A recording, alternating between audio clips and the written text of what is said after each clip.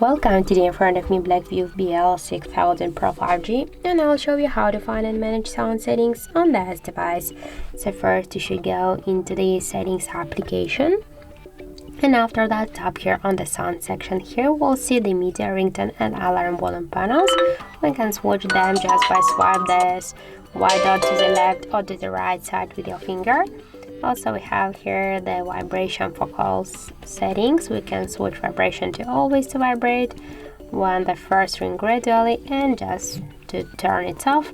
Also, we can activate the turn off the don't disturb mode. We can here add the peoples who can call to us in don't disturb mode, to add the applications, the alarms, also to turn on alarms, media sounds or touch sounds, for example, to set the schedule, the start and end time of the don't disturb, and also here the other display options. Also, we can change the ringtone, notification and alarm sounds just by select one from the available.